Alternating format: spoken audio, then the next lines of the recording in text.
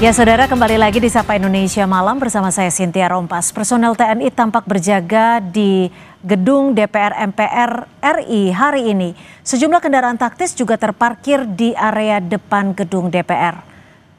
Penjagaan yang dilakukan TNI ini menyusul pernyataan Menteri Pertahanan Syafri Samsudin yang bilang TNI akan terus disiagakan untuk menjaga kompleks parlemen gedung DPR RI hingga kondisi dinilai kondusif.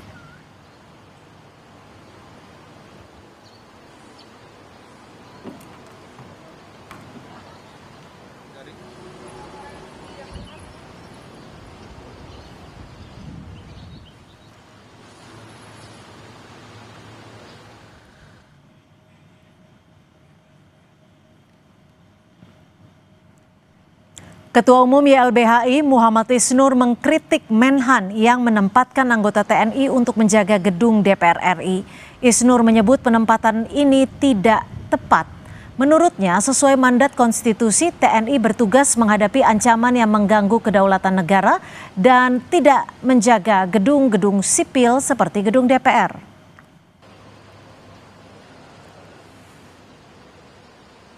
Sesuai dengan mandat Undang-Undang TNI, Undang-Undang Pertahanan, Konstitusi, TNI bertugas untuk menjaga atau mengurus pertahanan yang mengancam kedaulatan negara. Tidak menjaga gedung-gedung sipil seperti DPR dan MPR dan DPD. Justru ketika TNI di sana, tujuannya untuk apa? Apakah menganggap masyarakat yang datang ke DPR itu sebagai ancaman kedaulatan? Justru ini adalah salah, keliru. Jaga simbol kedaulatan negara. Sebelumnya, Saudara Menteri Pertahanan Syafri Samsudin menegaskan TNI akan terus disiagakan untuk menjaga kompleks parlemen, gedung DPR MPR RI hingga kondisi dinilai kondusif. Menurutnya penjagaan ini ialah simbol kedaulatan negara. Penjagaan pun akan terus dilakukan prajurit TNI hingga kondisi dinilai kondusif.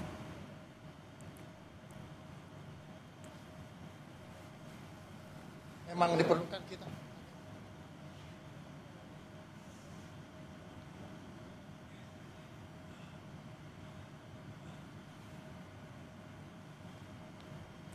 Dan saudara, prajurit TNI dilibatkan dalam pengamanan gedung DPR MPR RI. Kelompok masyarakat sipil menganggap pelibatan itu tidak sejalan dengan prinsip profesionalisme tentara.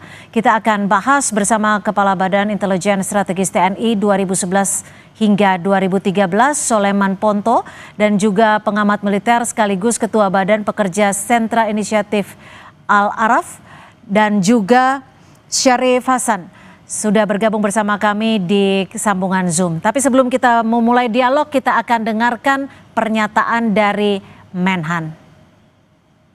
TNI akan menjaga simbol kedaulatan negara di DPR.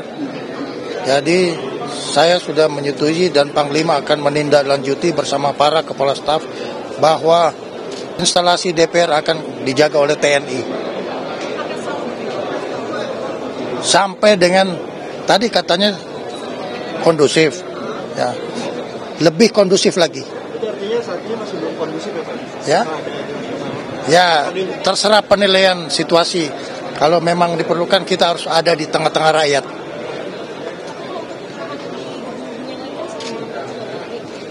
Ya, instalasi pemerintah yang perlu mendapat perhatian yang berhubungan dengan kedaulatan kita jaga semua.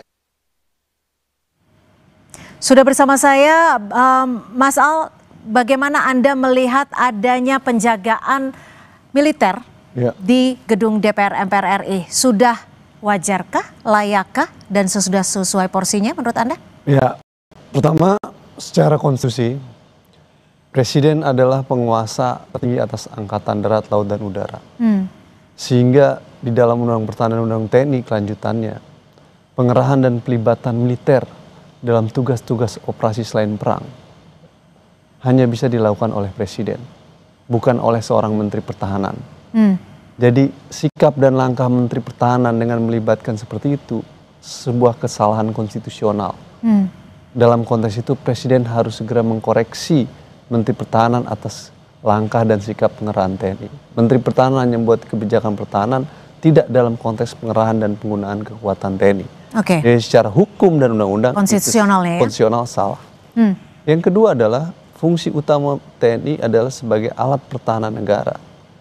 Tugas-tugas dia adalah menghadapi kemungkinan ancaman perang. Karena militer dilatih dan dididik untuk persiapan perang. Tugas-tugas non pertahanan atau selain perang itu sifatnya hanya membantu. Jika dan kalau kapasitas pemerintahan sipil tidak bisa mengatasi situasi dan kondisi lagi. Dalam konteks ini salah satunya adalah kepolisian. Ya. Dalam situasi kekinian, kapasitas sipil masih bisa mengatasi situasi dan kondisi. Karena tidak ada situasi yang emergensi dalam situasi hari ini. Dalam kondisi normal hari ini. Oke. Dan kapasitas sipil dalam kepolisian pun tidak meminta perbantuan itu dalam konteks kepada Jadi presiden. menurut Anda ini suatu hal Jadi, yang berlebihan? Sesuatu hal yang berlebihan. Karena dalam situasi normal seperti ini, militer seharusnya tidak masuk menjaga wilayah itu. Yang ketiga adalah, ini tidak sejalan dengan suara rakyat gitu ya. Oke. Masyarakat menginginkan dengan agenda 17+8 militer ditarik Ke barat. dari wilayah sipil dan kembali ke barat karena menurut masyarakat ini situasinya normal dalam situasi normal gitu. Oke. Dengan melibatkan militer berada di gedung DPR itu sama saja meletakkan bahwa masyarakat yang melakukan demonstrasi adalah sebagai ancaman gitu. Iya. Padahal masyarakat adalah bagian dari rakyat yang Ya. ingin berpartisipasi dalam demokrasi. bukan Hanya ingin sebagai berkomunikasi ancaman. kepada perwakilannya di Betul. kursi DPR MPR. Ini semakin memperburuk situasi Oke, politik. ditahan sampai di situ, Bang Al. Saya juga akan mencoba ke Pak Soleman. Pak Soleman, sebenarnya ancamannya realnya seperti apa sih sampai harus menempatkan militer di gedung parlemen? Ancaman realnya apa?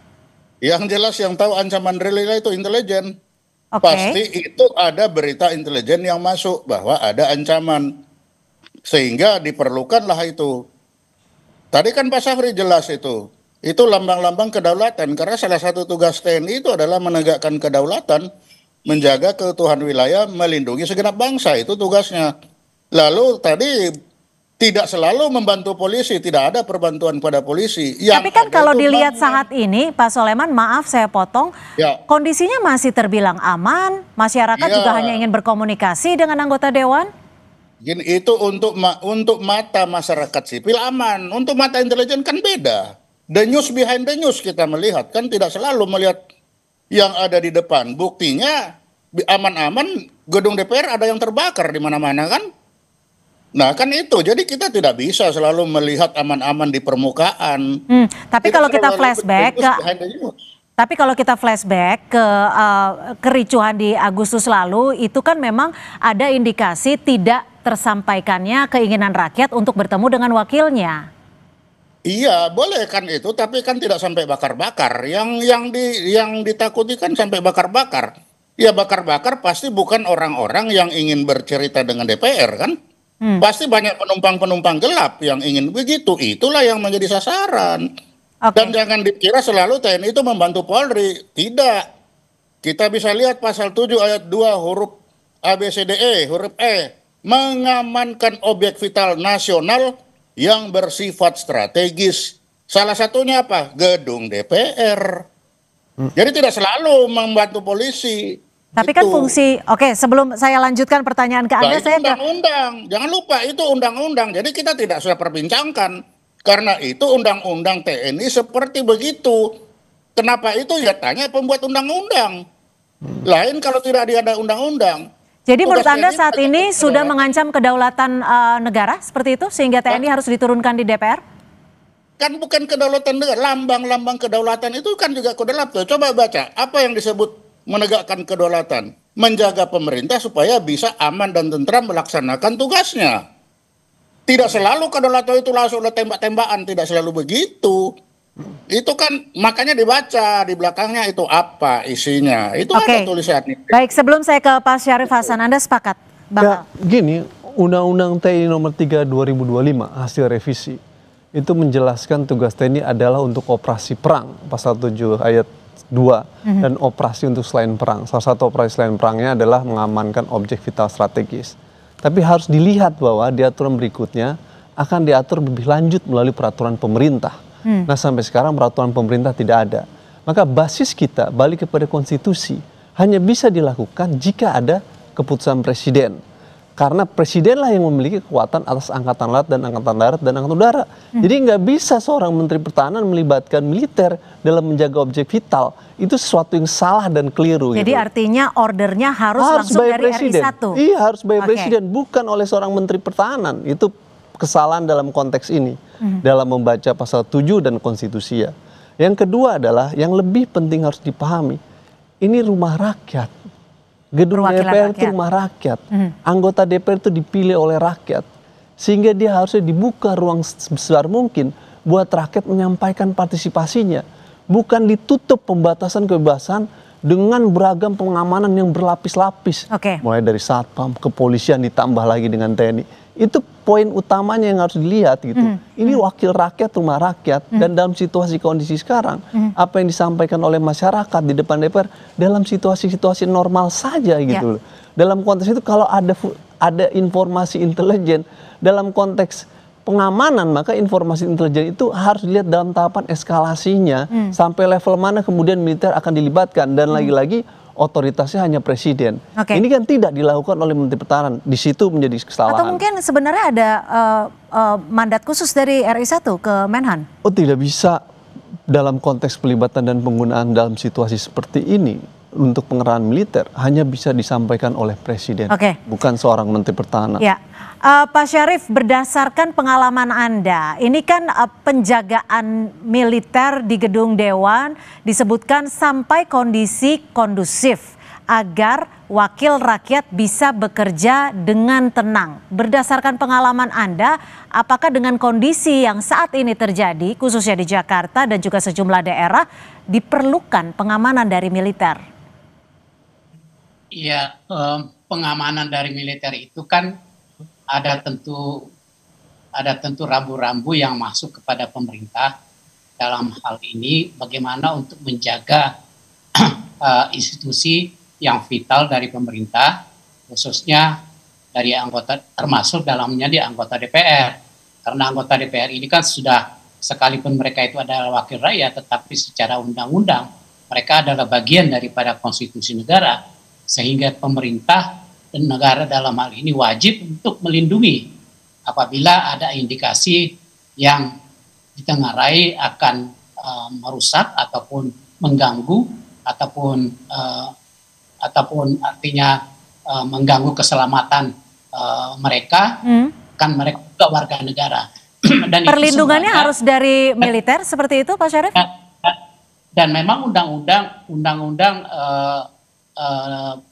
TNI yang nomor 3 tahun 2025 yang baru disahkan itu memang sudah memungkinkan bahwa tugas TNI operasi militer selain perang memang sudah diatur di situ di dalam hal untuk menjaga keamanan ataupun alat strategis, tempat-tempat strategis dari negara. Nah, karena pemerintah dalam hal ini yang sudah menganggap mungkin ya sudah mengganggu ketentraman institusi, sehingga diperlukan, karena memang di situ di operasi militer selain perang di situ tidak dijelaskan, perlu bahwa itu tidak memungkinkan untuk tidak memakai pertimbangan politik. Nah, jadi dalam hal ini sah-sah saja ya kalau ada pengerahan TNI di situ, dan itu adalah untuk menjaga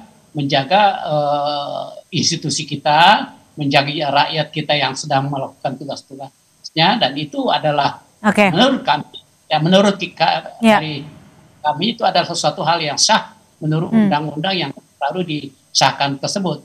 Jadi memang semuanya sudah diatur di dalam operasi militer selain perang. Oke, Pak Syarif, tapi gini, kita kan sampai saat ini belum terinformasi indikator kondusifnya itu sejauh mana. Karena ini sebagai masyarakat awam ya, saya berangkat dari rumah di kawasan Jakarta Utara sampai kawasan Palmerah masih merasa aman. Kawasan Palmerah tidak jauh gitu loh dari lingkungan Senayan. Ya begini, kacamata rakyat biasa dengan penyelenggara negara, khususnya tentang yang menyangkut tentang pengamanan negara dan rakyat warga negara Indonesia tentunya ada berbeda. Ada yang tidak disadari oleh kacamata seorang warga negara biasa terhadap situasi yang sebenarnya mencekam, sebenarnya ada bisa mengancam keutuhan wilayah dan keutuhan keamanan dari institusi-institusi pemerintah. Dan itu yang membaca itu adalah petugas-petugas dari intelijen, petugas-petugas dari aparat negara yang berwenang dalam hal ini. Jadi memang belum ada indikatornya ya Pak Syarif ya? Kalau menurut Anda ya? Indikatornya kan tidak perlu disampaikan kepada secara terbuka. Kan kalau itu bukan lagi sebagai intelijen ya. Kalau intelijen itu kan bekerja tidak perlu harus diekspos, tetapi bagaimana mencegah atas informasi tersebut, bagaimana agar potensi yang ada itu tidak terjadi. Jadi sekali lagi kacamata sebagai orang awam dan aparat itu tentunya berbeda, dan aparat tentunya dalam hal ini menjalankan tugas sesuai dengan undang-undang TNI yang terbarukan. Ya, Pak Soleman, kalau memang tadi Bang Al sudah sempat menyampaikan bahwa seharusnya perintah ini disampaikan langsung oleh RI1, bukan oleh Menteri Pertahanan. Bagaimana menurut Anda? Tapi dijawabnya usai jeda. Tetap bersama kami di Sapa Indonesia Malam.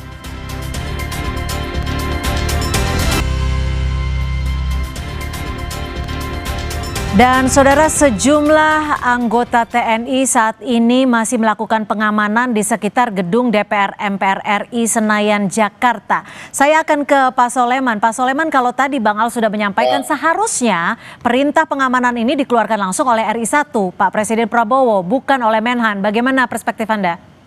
Oh, tidak harus.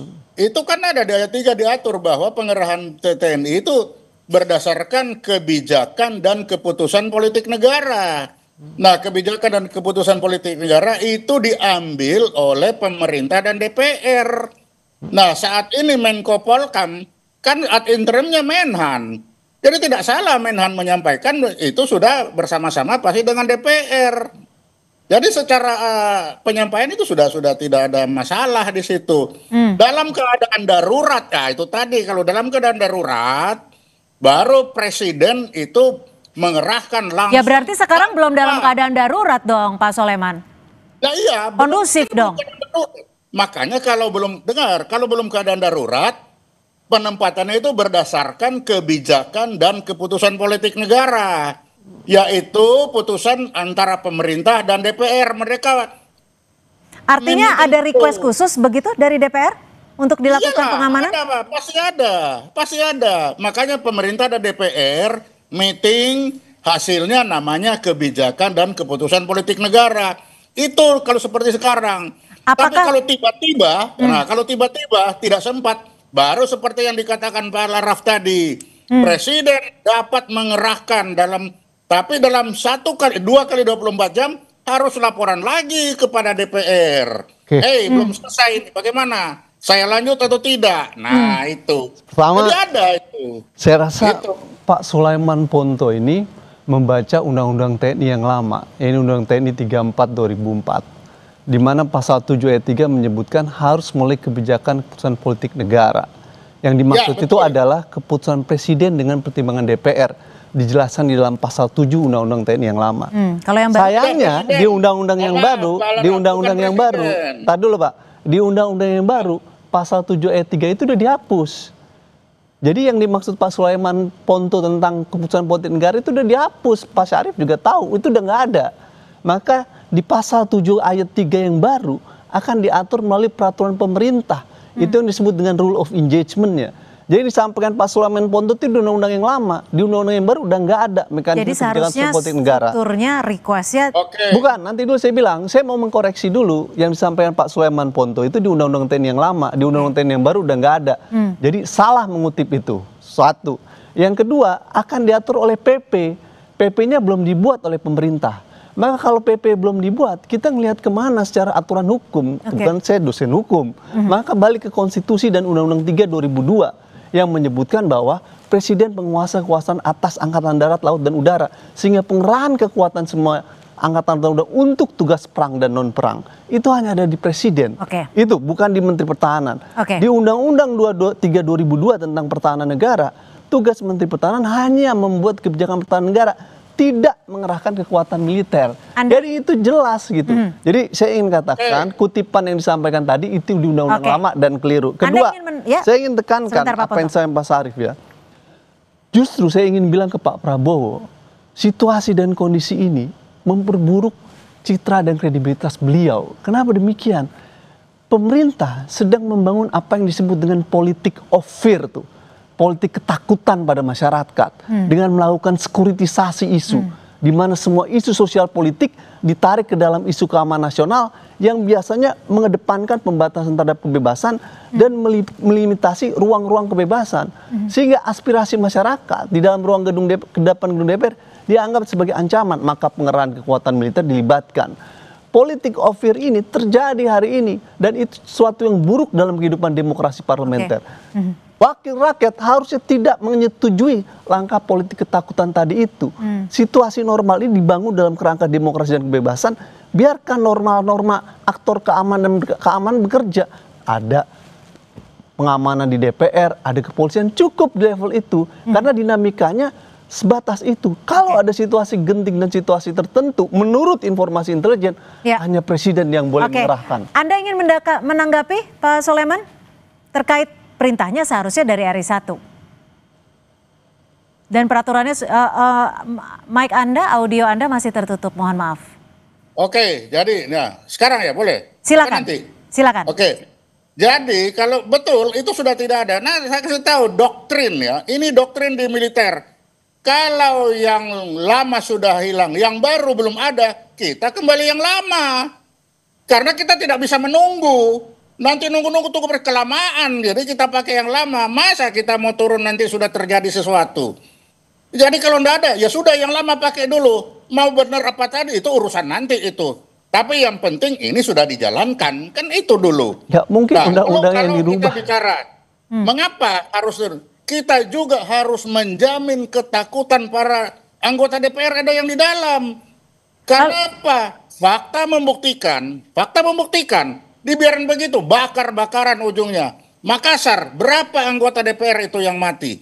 Jadi bukan kita itu bukan semena-mena langsung memutuskan, tidak. Pak Soleman, berarti teman-teman di anggota DPR sempat menginformasikan bahwa takut ya? Seperti yang Anda sebutkan tadi. Kita bisa merasakan, Pak Sarif bilang, ngapain kita kasih tahu? Kalau kasih tahu, tetapi kan itu tadi, kita harus menjamin. DPR itu bukan bangunan asal bangunan, satu itu lambang kedaulatan. Jadi bukan asal bangunan, dan di situ masuk dalam kriteria objek vital bersifat strategis. Ya, ya kan itu.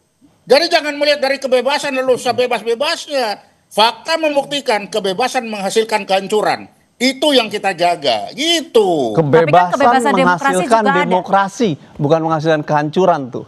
Ya, yang melakukan kehancuran diinvestigasi lewat TPF, siapa yang melakukan pembakaran. Dan itu proses harus dibentuk negara. Faktanya kita tentara itu tidak pakai pikiran, hanya melihat fakta hancur.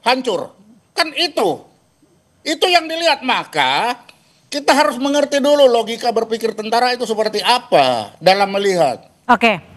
Jangan kita disuruh mikir aturan perundangan, yang nggak masuk. Tentara itu nggak mikir itu. Ya, memang soal pokoknya bukan di tentara, soalnya otoritas yang mengerahkan salah, bukan Menteri Pertahanan. Bagi tentara nggak pusing dengan itu.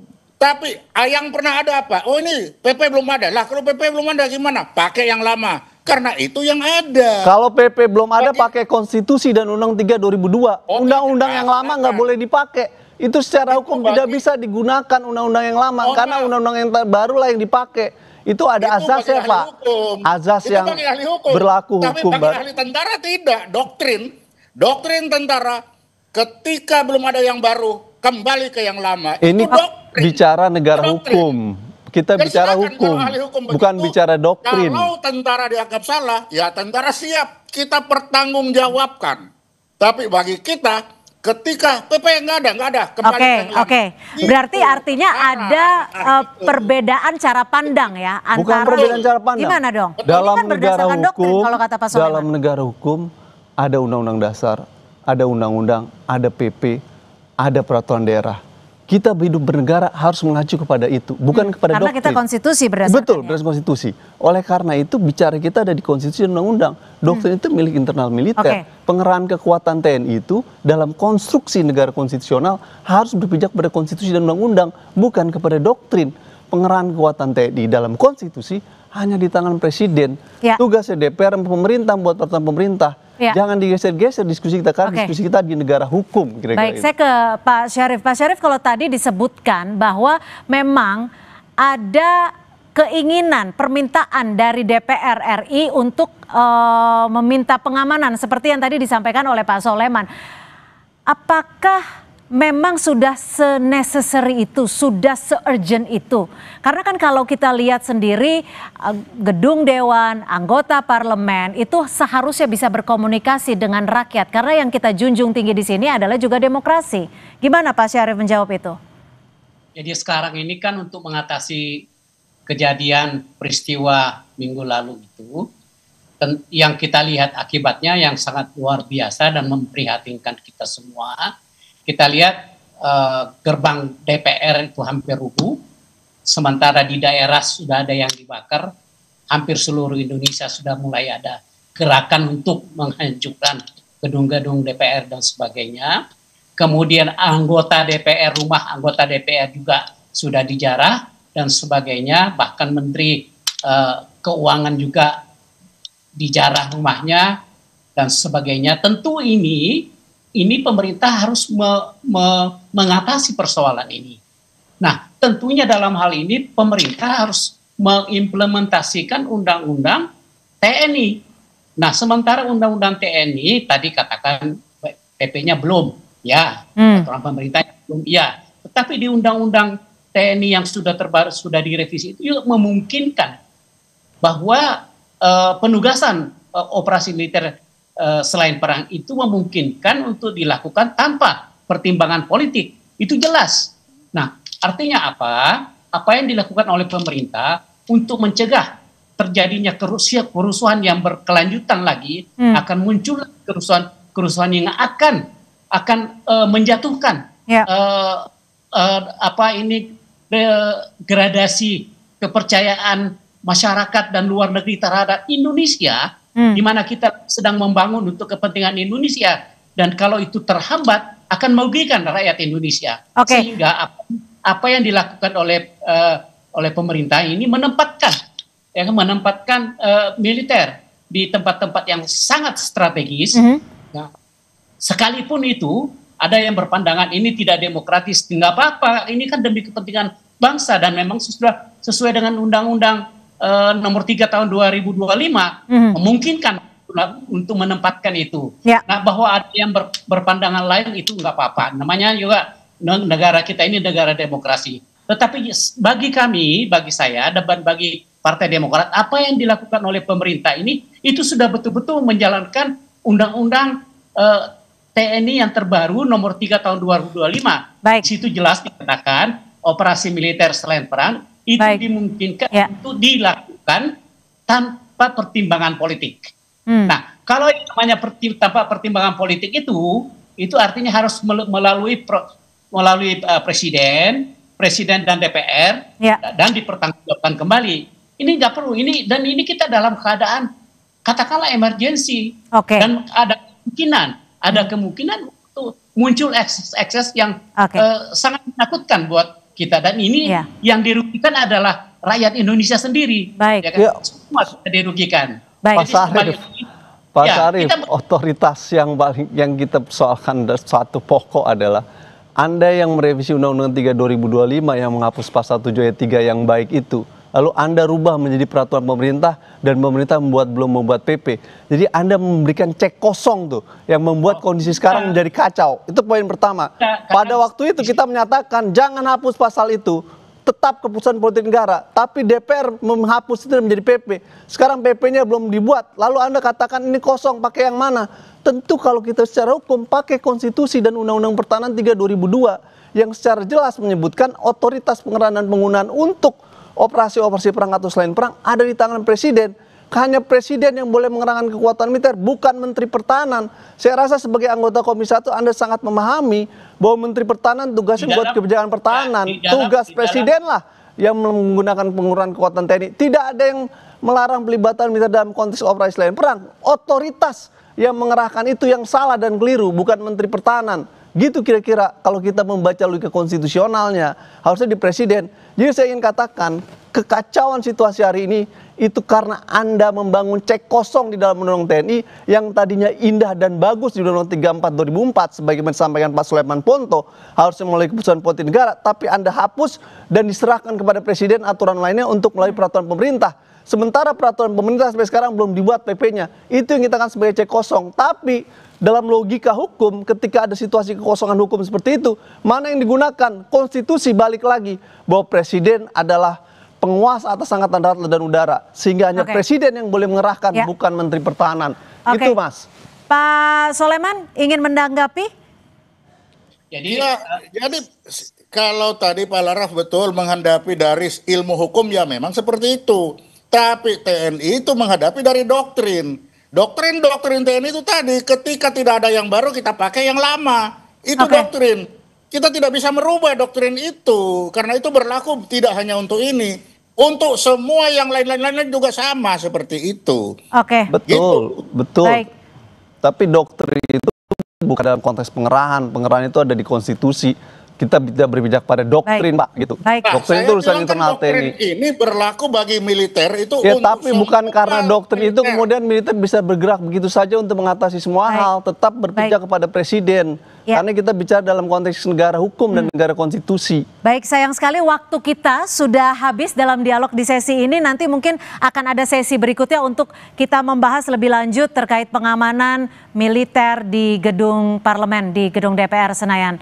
Terima kasih Pak Sulaiman Ponto, terima kasih Bang Al, dan juga terima kasih Pak Syarif sudah berbagi perspektif di Sapa Indonesia Malam. Terima kasih.